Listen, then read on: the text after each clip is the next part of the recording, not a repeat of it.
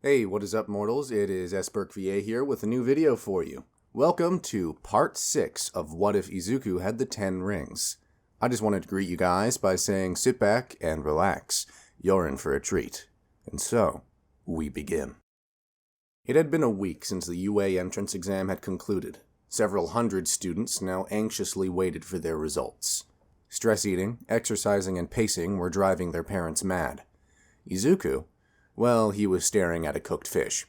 His mother, well, she was staring at him. Staring at the fish. Concerned. This didn't last long, though. For one, he ate the fish, so that was out of the way. Luckily for both Izuku and his mother, that evening was also when the UA acceptance letter arrived to break the tension. As you might expect, Izuku got in, proud All Might as a hologram, and the Midoriyas almost literally cried a new river into Tokyo's landscape. Seriously, what is up with that? Of course, the excitement of making first place in the entrance exam caused a very loud and excitable Izuku to meet with All Might and Edgeshot at Dagobah Beach. The two wanted to congratulate the unreasonably green teen, their student.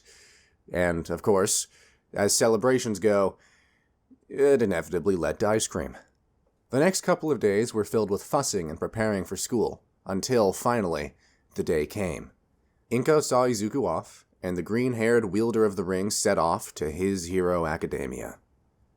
As the students began to arrive for the first day, though, Aizawa and Nezu were once again meeting in the office. But this time, with a guest. You are absolutely certain. I wish I could say no. Night-Eye, you are asking us to terminate a young boy's dream. You're telling me that Aizawa wouldn't have expelled him as soon as he found out he lied on his application and quirk registration form? Aizawa, ever unkempt, scowled at the impeccable Sir Night-Eye for that comment. If he has the potential, I would likely overlook it, especially considering the nature of the situation. Oh, yes. I forgot I was dealing with a man who encourages vigilantes. Gentlemen, please. Sir, you have withheld information from us, haven't you? After all, the only things you have told us so far are that he's All Might's protege. He must not allow to be a hero, and he's essential to keeping peace in the future, and that he will become a vigilante himself. So I don't see how Aizawa's toleration has any meaning in this context. Because most vigilantes aren't destined to save All Might. Night-Eye's eyes glowed behind his glasses as he approached the office window, watching the trickle of students come through the front gate of UA. Years ago, when All Might obtained his injury, I used my quirk on him, only to see him die a horrible, gruesome death. Then the vision shifted, to him being saved by that boy, Midoriya. And even then, the vision appeared malleable, incomplete. Like, for the first time, there were truly more paths that were possible, even one where he became a villain who struck All Might down. And how do you know that by doing this, crushing his dream, we won't be sending him down the villain path? Because in every vision, his expulsion was a constant. He always goes to All Might for comfort. I believe I know how to avoid the villain path. Part of it is the girl, and I will ensure that outcome myself. She isn't available to you two. I will deal with that. Aizawa, don't make it obvious that your mind is made up. I have to go. Night-Eye left the two teachers in silence. That was unexpected. I didn't actually expect him to tell us more. He's usually very stingy. I'm going to tell him. Which one? Both. Soon. I'm not looking forward to this. Neither am I. Aizawa quickly took his own leave, heading toward Classroom 1A, leaving Nezu alone with his thoughts. The rather large rodent was left with a rare headache as he thought through what was happening in the coming school year. It was odd. If Night-Eye is correct, then the search for a successor may be even more crucial. After all, the incapacitation of All Might would likely leave the country in shambles. The death of All Might? Well, I don't want to be too doom and gloom, but I doubt the hero force is courageous enough to combat the surge that would happen. Wouldn't you agree, Toshinori? Nezu turned his head as a wall panel in his office opened to reveal a hidden nook. It was, in actuality, one of the ways that Nezu liked to spook some of the officials that visited. Popping up out of nowhere was extremely satisfying, but it also worked well if someone wanted to remain hidden. The emaciated blonde had been listening the whole time, and was now shaking with rage. I take it you're going to listen to Mirai. Nezu's silence was all Toshinori needed to hear. I'm starting to regret accepting your offer. He makes a very compelling case, and he has truly never been wrong before. This does explain why he has stopped trying to convince me into taking on the young Togata as a successor. However, his visions can take time to become clear, and he sometimes takes a while to understand what he sees in the first place. I suppose you're in a bit of a bind here, my friend.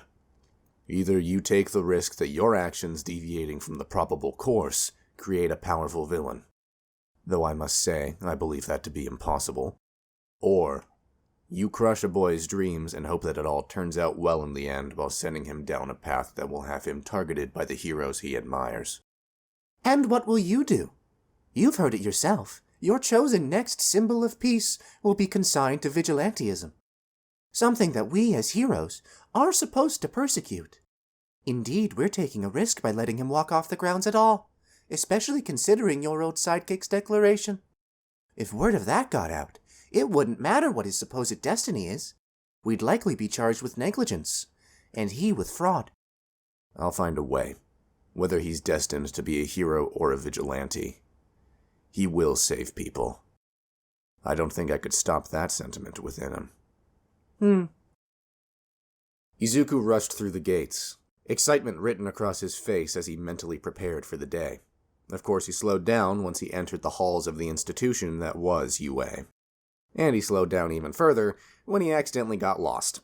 A few minutes later, though, Izuku found himself standing in front of the incredibly large door of Class 1A. His excitement at the start of his Hero Academia tempered slightly by the sound of Bakugo and who we thought was probably the blue boy with the engine quirk arguing through the door. What an explosive start to the day. Izuku opened the door and stepped into the classroom as the blue-haired student continued reprimanding Bakugo for having his feet up on the desk, which resulted in one of Bakugo's characteristic death threats. The two continued bickering for a moment until both noticed Izuku's presence. Bakugo sent a glare that could have burned a hole through titanium, while Ida adjusted his glasses and approached Izuku. Ah, it is you. Hello, I am Ida Tenya from Somei Academy. I gathered. It would seem I must apologize. I misjudged you before the exam, but you gleaned the true purpose of the test. You are a far better student than I am. What? Oh, the rescue points. No, I had no idea. I just didn't want to see anyone get hurt. Then, I must work far harder. You acted like a hero. I let the exam blind me. I look forward to learning from and with you. Likewise. Ah, mon ami, I am happy to see you made it as well. Aoyama! Oui, none shall stop our sparkling now. Sparkling? Oh, Ida, this is Aoyama Yuga. Oh, and, my name is Izuku Midoriya. Oh, Midoriya, it's you. Uraraka! It's good to see you. Yeah, you too. I got in, but just Uraraka was cut off from a loud thunk and slurp from the door. All the students in the class turned to look and were rather confused by the giant yellow caterpillar drinking a juice packet on the floor just outside the door. And they were rendered speechless when the caterpillar began talking. If you're here to make friends, I suggest leaving. It took you all 8 seconds to quiet down. That's not good enough. The caterpillar rose, for it was not a caterpillar, but a very tired, disgruntled, and not currently very happy teacher in the form of Shota Aizawa. He stepped out of his sleeping bag and made for the podium at the front and center of the room. He glared out at the class as he considered the students in front of him, his eyes lingering for a moment on Midoriya. You're all going to need to do far better if you want any chance of becoming a hero. Now, Aizawa reached into his sleeping bag, withdrawing a pile of blue and white clothing. These are your gym uniforms. Go put them on and meet me at the training field in 10 minutes. But Sensei, what about the orientation ceremony? Here at UA, teachers have a lot of free reign, including the ability to skip useless fluff that wastes time. Now, get going. You're down to 9 minutes 45 seconds. This video is sponsored by Honey. Honey is a free browser add-on available on Google, Opera, Firefox, Safari, and many others. If it's a browser, then it has Honey. Honey automatically saves you money when you check out on a variety of sites, like Amazon, Papa John's, or Kohl's. Wherever you shop, it's a good chance that Honey can save you money. All you have to do when you're checking out at these major sites is click that little orange button and it will scan the internet to find discount codes for you.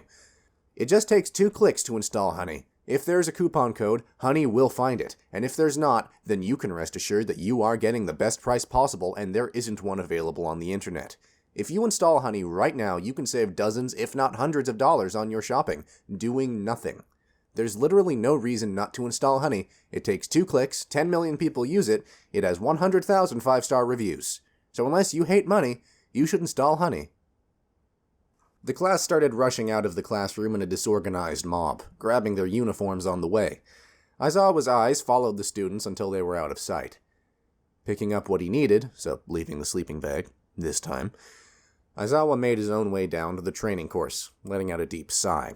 What was about to happen weighed heavily on him. But he still needed to see the rest of the class's potential. If it went bad, he might be expelling more than one student that day. Within 2 minutes, Aizawa was standing at the assessment ground, soon joined by Yaoyorozu, Ida, and Todoroki, in that order. The other students trickled in over the next few minutes, the last student to arrive being the Grape, who Aizawa had to resist the urge to expel immediately. Nezu could be cruel, and he wasn't happy after the previous school year. Alright, welcome to the training field. This is where I'm going to push you to your limits and get a sense of your abilities. You're likely familiar with all of these exercises from various similar events at previous schools. This isn't the same. Our current education system is irrational and doesn't let students perform to the best of their abilities by not allowing quirk use in these physical tests. Quirks may not be everything, but that doesn't warrant such a handicap. Here you will be able to use your quirks to perform to the best of your abilities during these tests. Most of the class lit up and began chattering immediately. All of the students were excited to use their quirks to show off. Oh man, we can use our quirks? UA really is the best! The student with the lightning bolt in his hair, Denki Kaminari, exclaimed, a sentiment shared by the outrageously pink girl with horns, Mina Ashido. This is going to be fun. That there was what Aizawa was waiting for. Oh, fun, is it?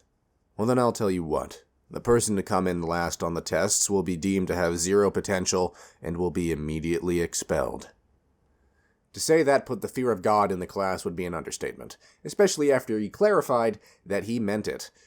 Although Aizawa could tell that the 2 recommended students, Yaoyorozu and Todoroki, doubted it and were unconcerned. They were wrong. He may not exactly be planning to expel the student who comes in last, he would reserve expulsion for those he deemed worthy of it, but he was entirely serious, unfortunately this year. But he could only carry on. So after walking over to the throwing circle for one of the tests, Aizawa grabbed and tossed one of the softballs to Izuku Midoriya. Midoriya, you got first in the entrance exam. Come over here and throw this ball as far as you can while staying inside the circle. Aizawa noted that the boy was timid. Despite the power he held, whether it was quirk or not, he had obviously trained to use it, and was trying to do the right thing with it. He could respect that. He also noted that the boy who'd come in second on the exam, Bakugo, was chomping at the figurative bit, only barely holding his anger back. That was concerning. As Midoriya readied himself, Aizawa shifted his attention back to him, grabbing a rangefinder that had been laying next to the small cage of softballs. He saw the bands that had been hanging loose on the boy's wrist glow green and jump up, latching onto his forearms. The boy tossed the ball straight up into the air before bringing his fists together, transferring all of the bands to his right arm, reeling back and unleashing hell onto the ball. As it fell from the apex of the initial throw. A small dust cloud was kicked up around the boy's feet from the impact's recoil. Aizawa was impressed as the bands flew back to Midoriya, having gone a considerable ways with the ball before letting inertia take its course. A beep from the rangefinder alerted Aizawa to the ball stopping, and Aizawa let out a grin despite himself before showing the number to the class. 1,203 meters. This is the point of the exercise. If you were paying attention, Midoriya used his full power to his advantage for this, by concentrating his energy. He wasn't holding back, he wasn't doing the bare minimum. This is UA high. So go beyond. Plus ultra. Aizawa finally saw what he wanted to see. A class motivated, but not distracted. That stayed constant throughout the rest of the tests, as did his disappointment. Midoriya was performing well and using his abilities in practiced but creative ways. By the end, it was clear he had more than enough potential to be a hero, and a good one at that. It was also clear that Aizawa couldn't expel him in front of the rest of the students. They would be more than a little suspicious and outraged.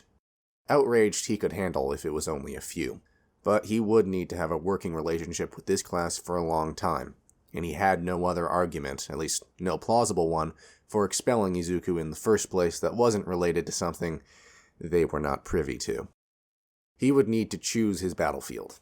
This wasn't it. So, he continued. He tallied up the scores, presented them, and reveled in how he scared the crap out of them after telling them it was all a logical ruse. The school's bell rang for lunch, and the students began to scramble towards the locker rooms. Unfortunately, that was exactly what he needed. Midoriya. Yes, Mr. Aizawa?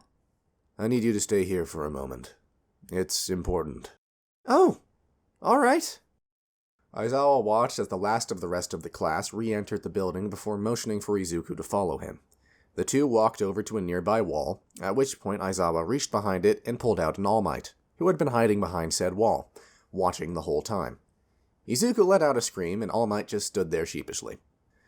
Good. You're both here. Mr. Aizawa? I know he's been teaching you. It's part of the reason I called you over here.